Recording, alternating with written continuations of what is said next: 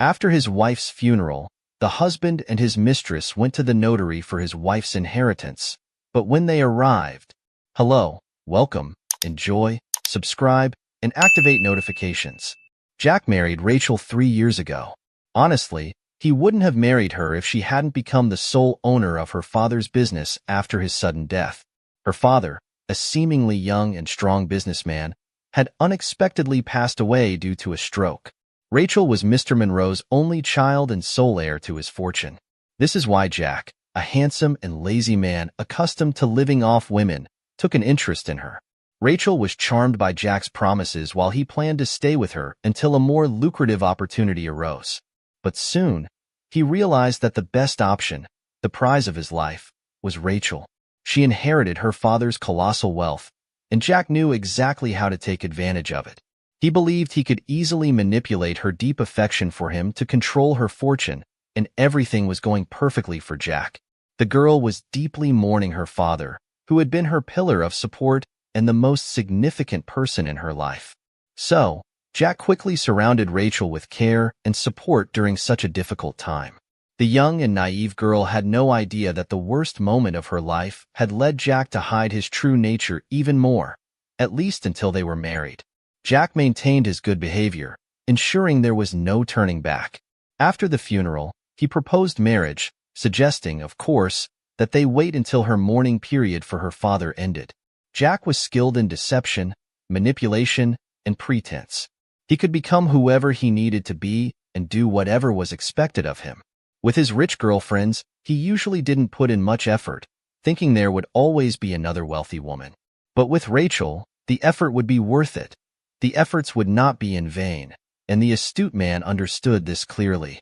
However, the first obstacle for him arose unexpectedly from a source he couldn't have foreseen.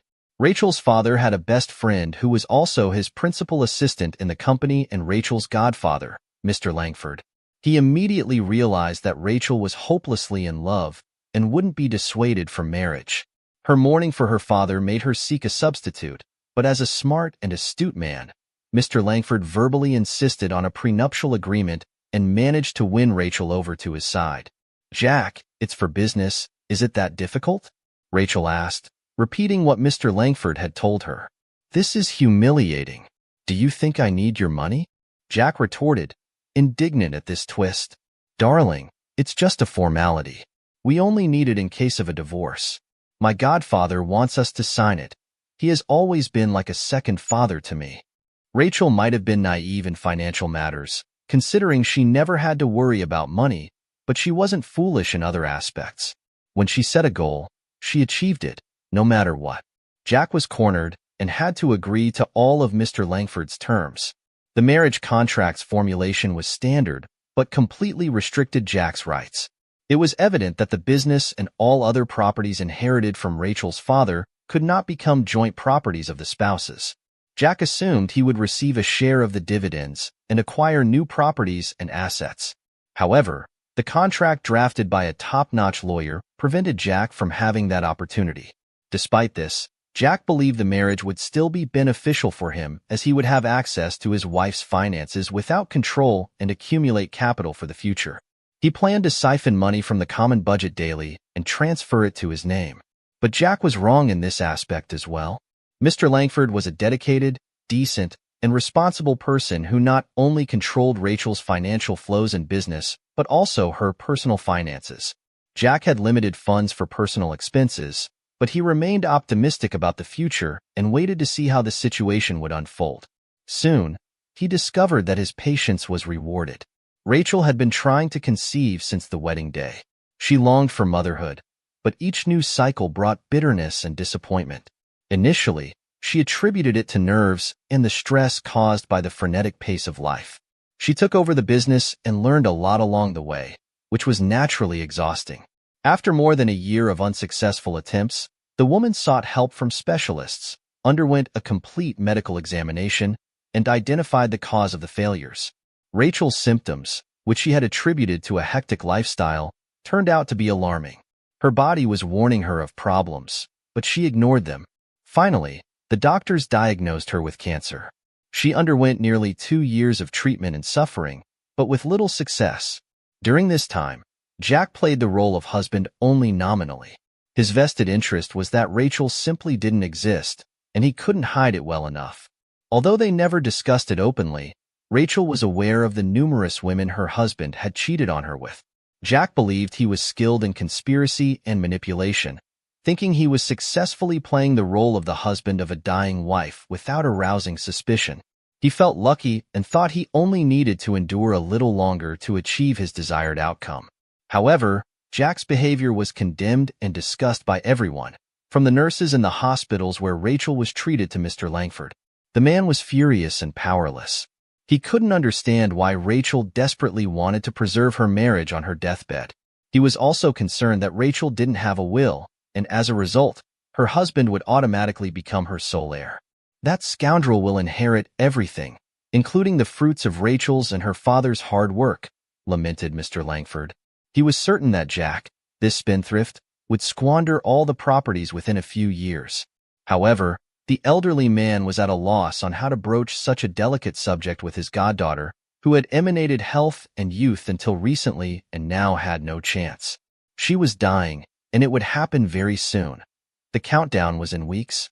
Jack was already rubbing his greedy hands, his eyes gleaming with anticipation of getting rid of his sick wife and acquiring solid capital. It seemed to him that the matter was settled. Mr. Langford prayed he wouldn't have to initiate the conversation about the will himself, but fortunately, it wasn't necessary. Rachel started the conversation, revealing a secret plan that left him speechless because she had planned everything meticulously with subtlety and ruthlessness. He never expected that revenge would indeed be a dish best served cold, and Rachel executed it perfectly.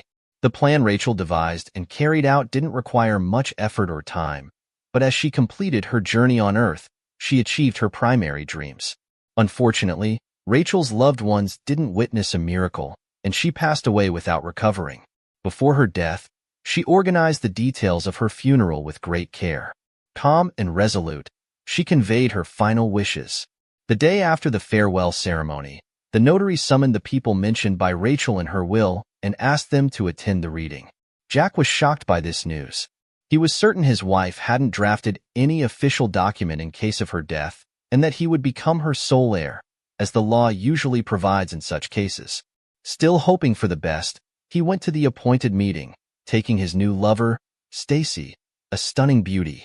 Entering the notary's office, Jack spotted Mr. Langford and Rachel's friend, Carl Tress.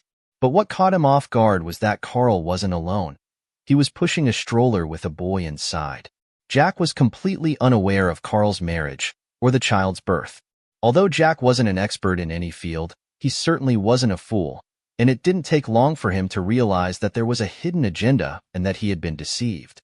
Despite this, curiosity got the better of him, and he wanted to know what Rachel had planned, though it was already clear it would be incredibly humiliating for him. For about 15 minutes, everyone remained silent, occupying different corners of the room. No one else arrived. The notary seemed to have deliberately prolonged the introductory part as much as possible, telling them why they had gathered and that it was an honor to read the deceased's last will. The notary announced with a malicious smile, hinting that the will's contents were no secret to him or the others. Finally, Jack heard his name. "To my lawful husband, Jack, I deny the inheritance," read the notary. After uttering this modest and short sentence, the notary looked at Jack and asked if he had understood its essence. The humiliated man had no choice but to nod. At that moment, Stacy took his hand, trying to leave defiantly, but Jack held her in place, ignoring her questioning look. He wanted to leave the scene of his public humiliation as quickly as possible, but the play wasn't over yet, and the invited audience needed to see it through. After a brief pause, the notary continued, "I leave all my personal belongings to my only son, Tommy Tress, until he reaches adulthood. I appoint his father, Carl Tress, and Mr. Langford as guardians and administrators of his estate." A shocking revelation hit Jack like a punch in the stomach. A son of Carl? His patience snapped, and he exploded with a surprised shout. Besides Jack and Stacy, the news was no surprise to anyone present. "The boy is Rachel's biological child?" Jack gasped, raising his voice. "Yes, Tommy is Rachel's biological child with Carl," clarified Mr. Langford. She hasn't been pregnant in the last 2 years. That's impossible. Jack desperately clung to anything, despite realizing that, nowadays, it wasn't necessary to be pregnant to have a child. The godfather smiled, clearly enjoying Jack's shock and disappointment. Today's medical advances are impressive, he commented. While observing this scene, Carl recalled the horror he felt 2 years ago when he discovered that his best friend was gravely ill with little chance of recovery. It was shocking to him how calmly she spoke about her limited time and what she needed to do. That's when she revealed her desire to become a mother, no matter what. I preserved my eggs before starting treatment. They told me I probably wouldn't be able to conceive my child, but I insisted. Carl, I grew up without a mother and know it's not easy, but I always felt your love and protection. Carl cautiously asked, does Jack agree to raise the child alone? Who would allow that? I'd be happy to become the guardian and use the baby's money since he has no awareness, replied Rachel. No, I've realized that my dear spouse has a rather questionable character, to say the least, and his reaction to my diagnosis and prognosis, I don't even want to talk about him. This man doesn't deserve my worry. What about the baby? That's what I wanted to discuss with you. Rachel hesitated, which was quite unusual for her, as she was generally fearless. I don't know how to broach the subject delicately. Maybe there's no delicate way. In short, I'd like you to be the father of my child, she exclaimed in a high-pitched tone. Are you joking? You have a husband, replied Carl, clearly caught off guard. Yes, I have a husband and will have until the day I die. I've already made that decision. Of course, we won't sleep together. It's impossible given my current state. I can't carry the baby, unfortunately. I preserved my eggs, and now we need the biological material of the future father, naturally. We also need a woman to carry and give birth, but fortunately, these services are available now. At first, Carl found this absurd, the musings of a desperate woman, but she had a logical plan in her mind and had already completed a significant amount of preparatory work.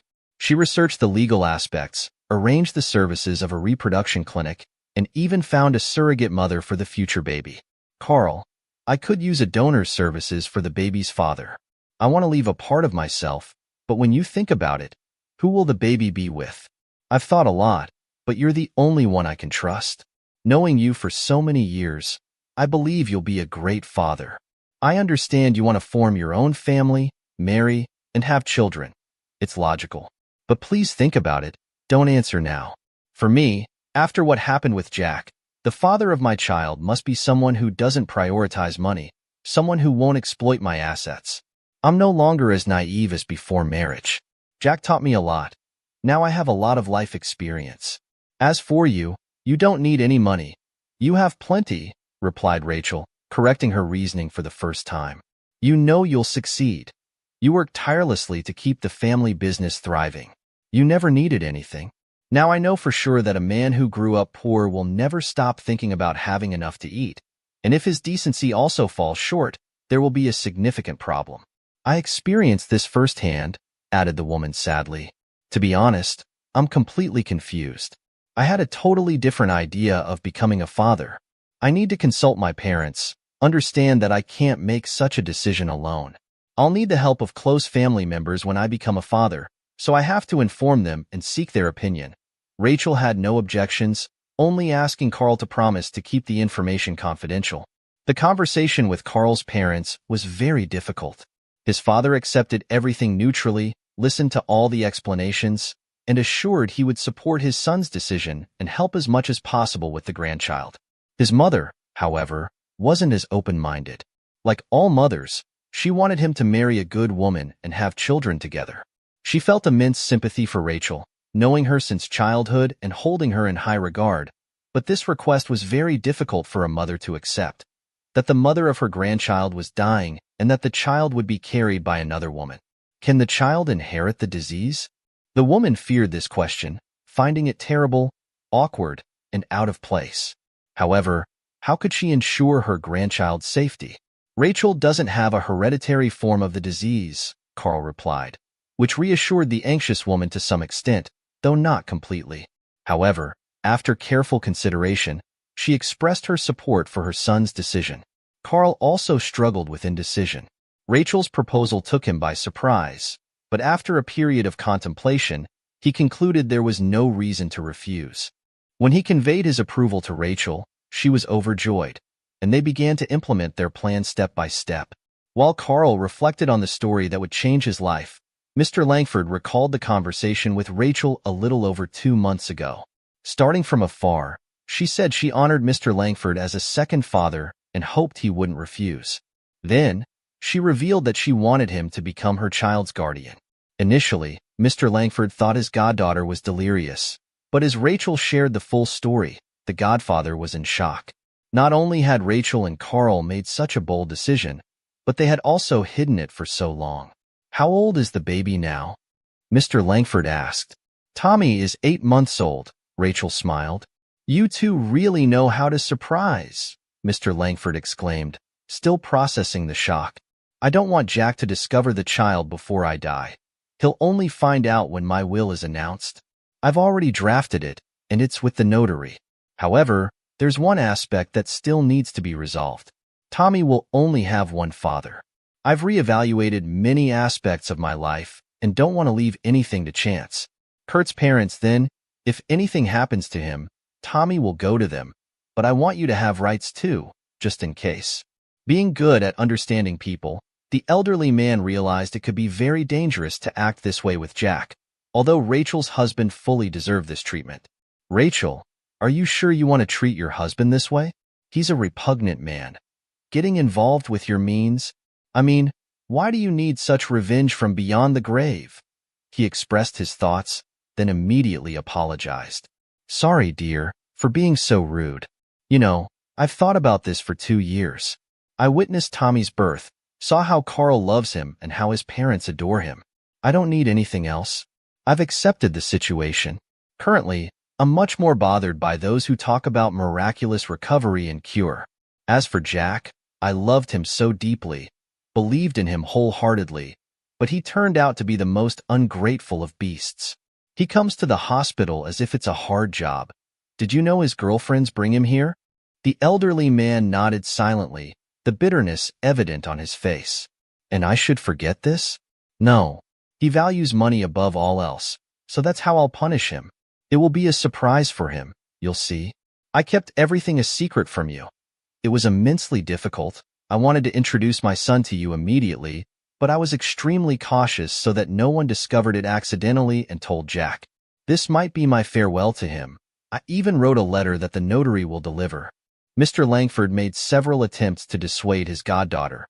It seemed to him an ill-advised decision, but the woman stood her ground, and he had to relent. After all, it's her final wish, deserving respect. Amid the sudden silence in the notary's office, everyone was immersed in their thoughts. Of course, you don't need to be a seer to guess that Jack cursed Rachel in every possible way. People like him have no idea they might be at fault, and that others' behavior could be a perfectly logical response.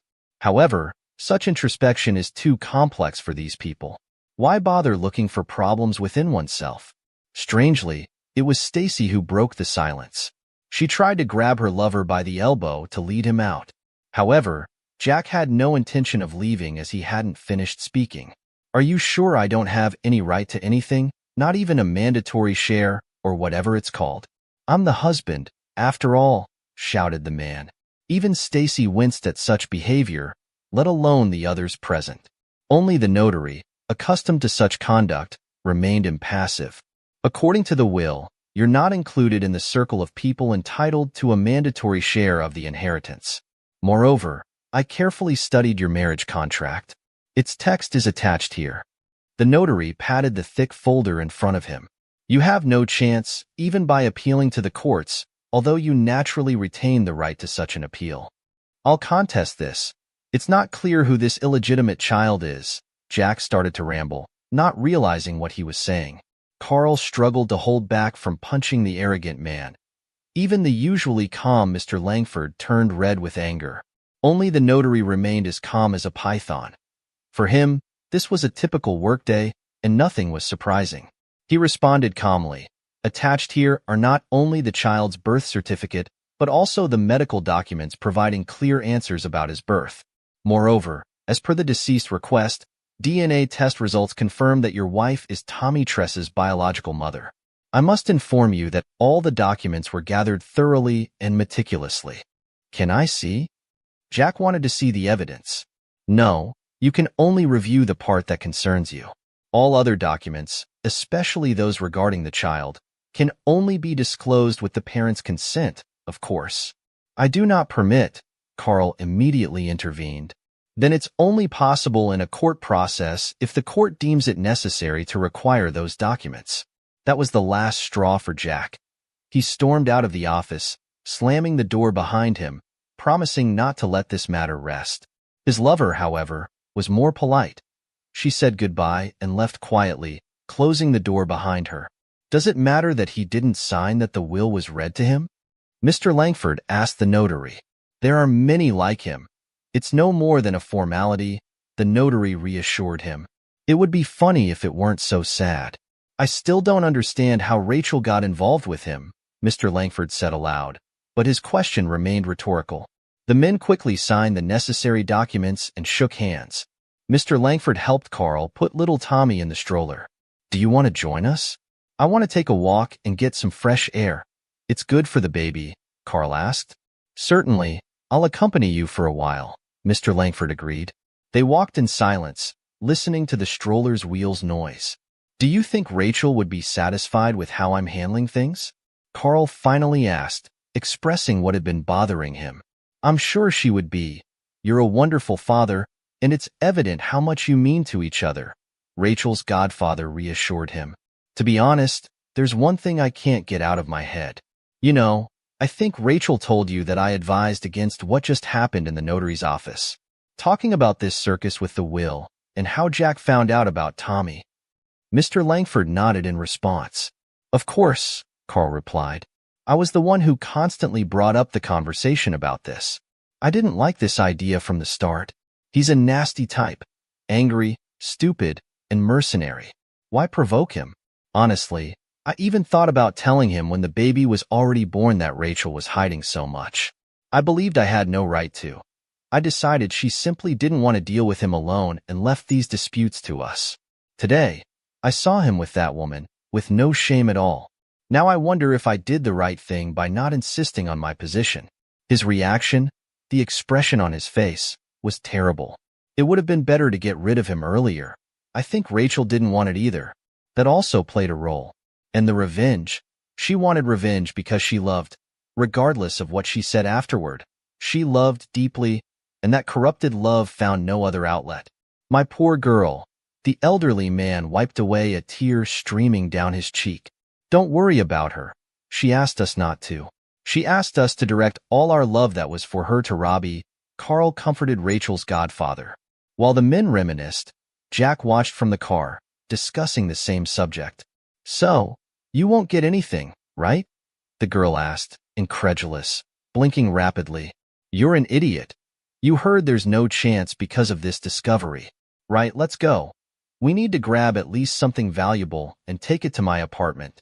3 days later, Carl finally gathered the courage to visit Rachel's house, only to find it empty. He had prepared for a confrontation and even hired 2 bodyguards for his protection, but Jack hit the jackpot and returned to his home, of course, not forgetting to take many valuable items with him. Now Jack was sitting alone in the small kitchen of his tiny apartment, sipping some whiskey that Stacy had left him, which was quite expected. Why would she need a destitute man? Jack pondered his current situation. He couldn't help but reflect on how he had ended up there. Before, women paid to be with him, but now he had to offer money to a pretty young girl to stay in his company. Ironically, Jack, a gigolo past his prime, deteriorated by his vices, didn't blame himself for his circumstances. In his thoughts, his wife was the villain who drained his vitality and destroyed his hopes, leaving him without the inheritance he had eagerly awaited. In his fantasies, he was young, handsome, successful, and extremely wealthy, but as a final blow, Stacy told him some harsh truths. Nobody needed him. He was just a poor drunk living in illusions of grandeur. It was very hard to accept this reality. His dreams of wealth and success, largely dependent on his ex-wife, crumbled like a house of cards.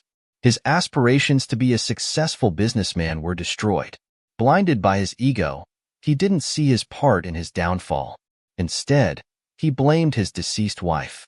In his mind, Jack saw himself as a saint who never left his sick wife alone, conveniently ignoring his numerous affairs, alcohol abuse, and disdainful behavior towards his wife. What a pity she's dead, and I can't hit her, he thought many times. I barely held back, encouraging myself that my patience would be generously rewarded. Jack spent nearly 2 weeks in a drinking spree, seeking to escape reality, and his resentment grew each day. During a sad, hungover morning, he decided he had had enough. He realized he couldn't achieve success or revenge against Rachel by drinking. Jack felt deeply humiliated a few days earlier. Men sent by Mr. Langford arrived and practically forced him to hand over the car keys, tearing up the power of attorney Rachel had given him. Didn't you know the power of attorney loses its legal force after the person who issued it dies? One of the men said derogatorily.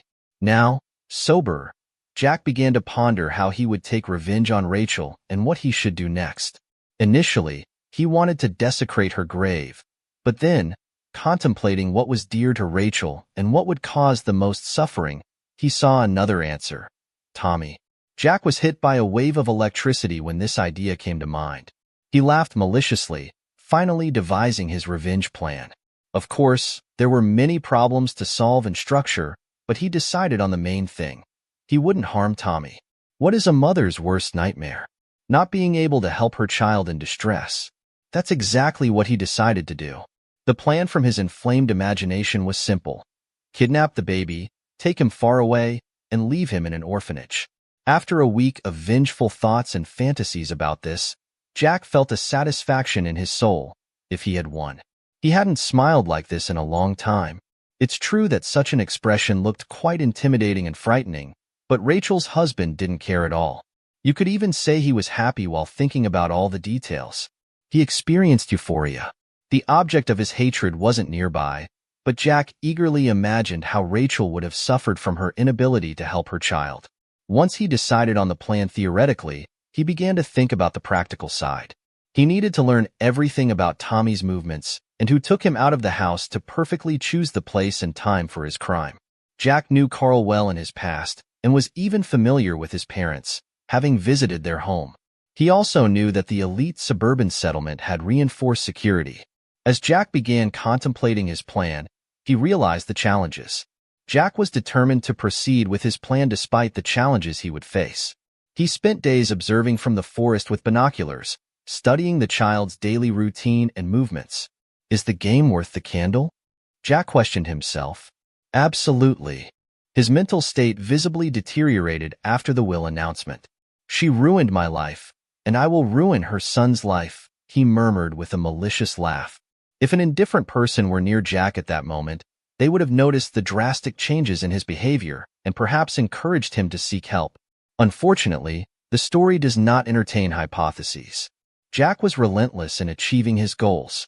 Once he had a plan, no matter how foolish it seemed, he saw it through to the end.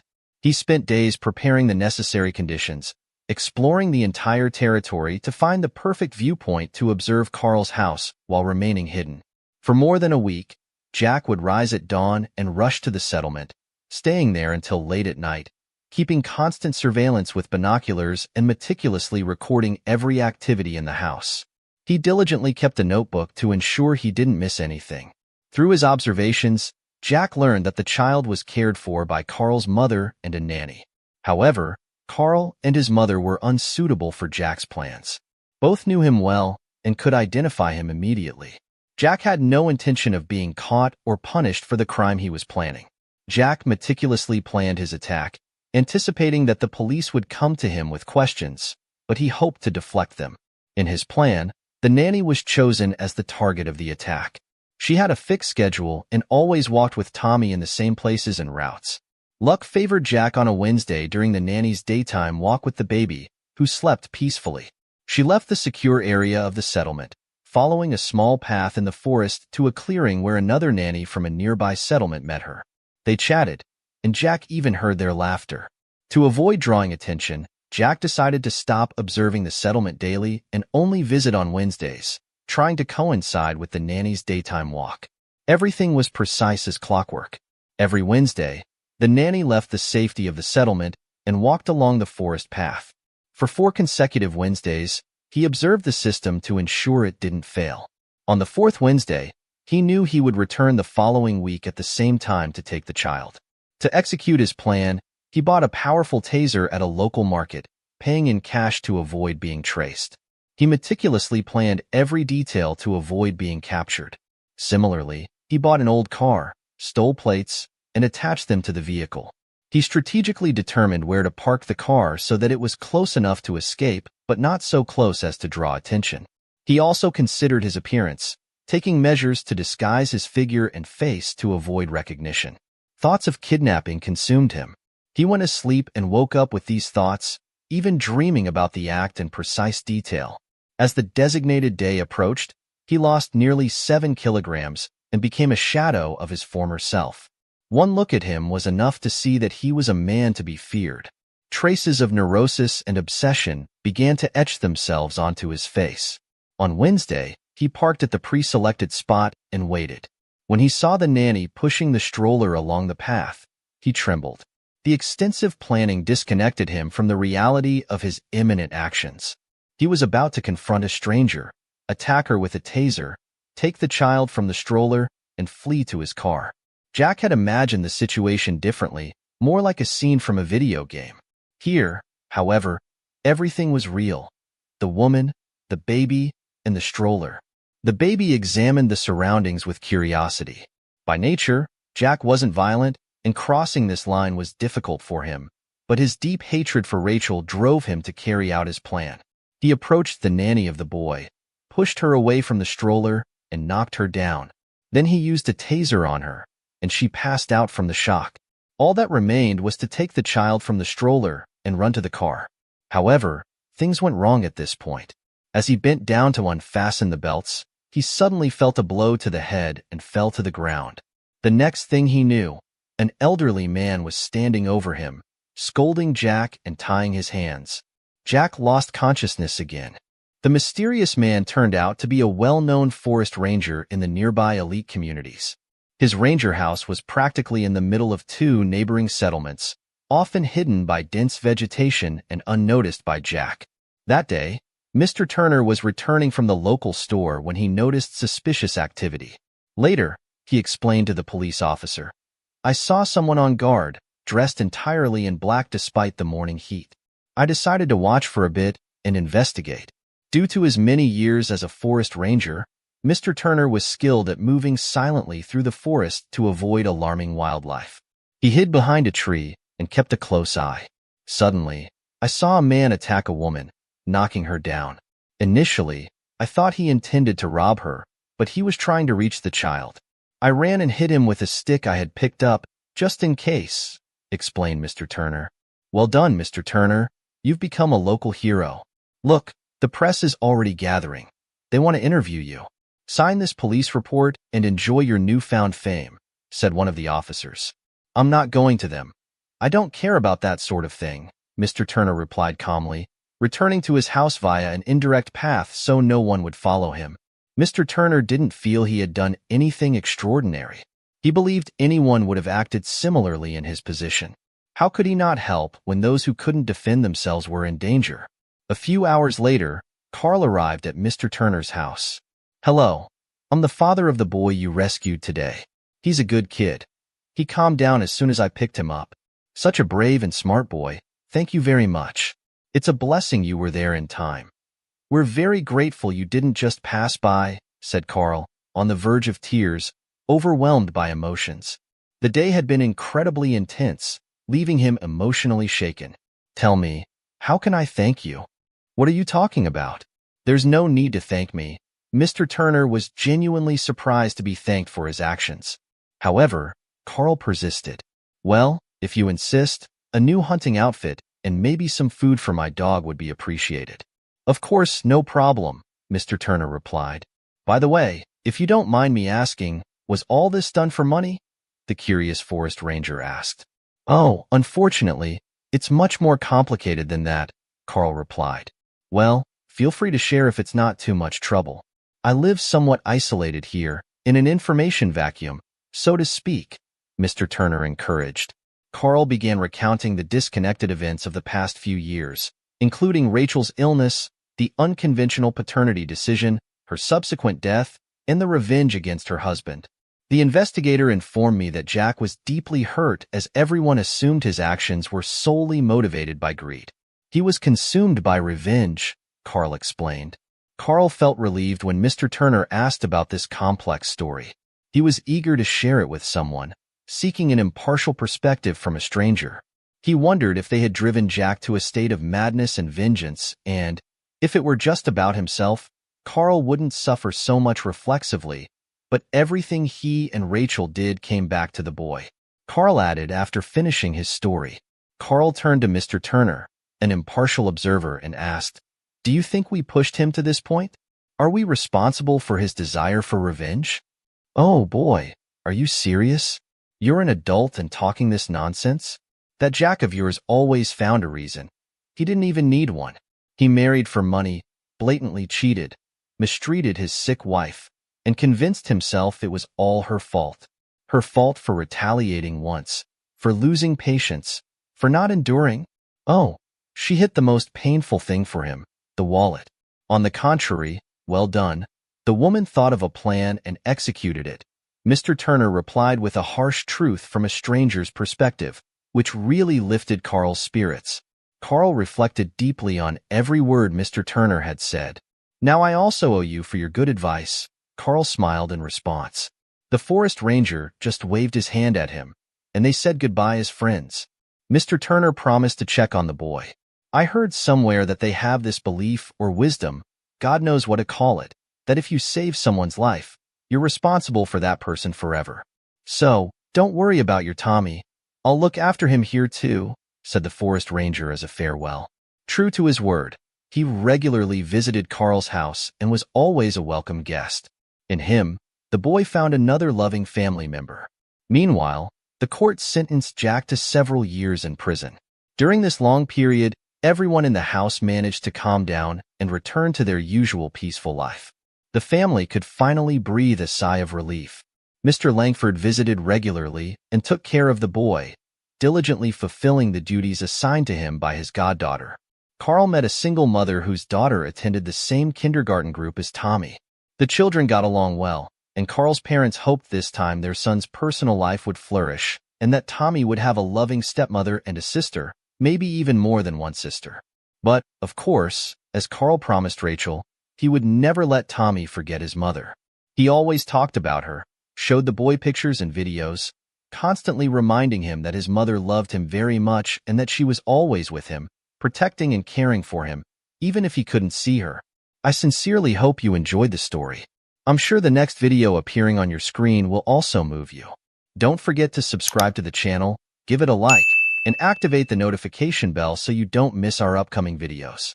A big kiss and see you in the next story.